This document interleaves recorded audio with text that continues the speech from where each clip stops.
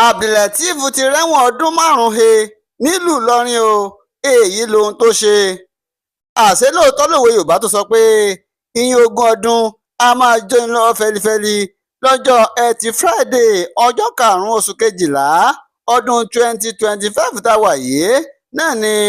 onídàájọ́ Ọláwọyìn tilé-ẹjọ́ gíga kan tó fi ìlú Ìlọrin ṣe ibùjókòó ló ní kí ọ̀daràn kan Abdullateef Yakubu kó lọ́ọ́ fi ẹ̀wọ̀n ọdún 5 jura pẹ̀lú iṣẹ́ àṣekára lẹ́yìn tó sọ pé ó jẹ̀bi ẹ̀sùn tí wọ́n fi kàn án pé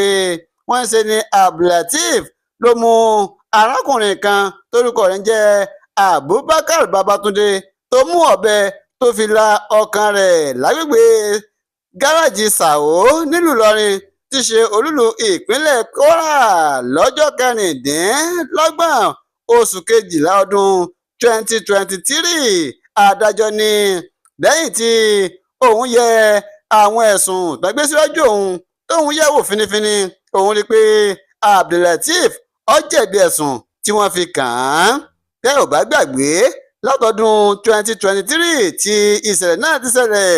ní agbèfọ́ba tó jẹ́ pé ẹni tó jẹ́ agbẹjọ́rò àgbà nípínlẹ̀ Kwara tó tún jẹ́ kọmíṣánná lẹ́ka ètò ìdájọ́ Senior Ibrahim Suleiman náà ló ń léwájú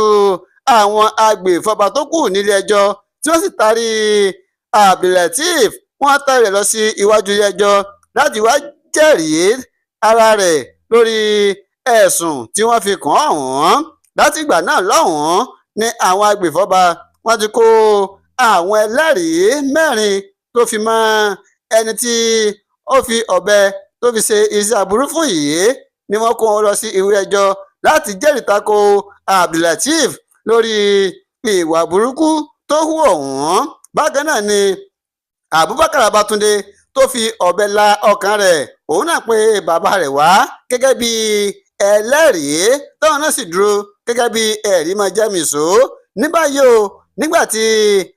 onídàájọ́ Ọláwọyìn ó ní òun wo gbọ́ àwọn ẹ̀rí àti gbogbo ohun tí àwọn olùjẹ́rìí tí wọ́n sọ nílé ẹjọ́ òun rí i pé Abdullateef ó jẹ̀bi ẹ̀sùn tí wọ́n fi kàn án. Báyìí ni adájọ́ Ọláwọyìn ló ní kí Abdullateef kó lọ́ọ́ fi ẹ̀wọ̀n ọdún 5 kó lọ́ọ́ fi jura pẹ̀lú iṣẹ́ àṣekára kó sì tún san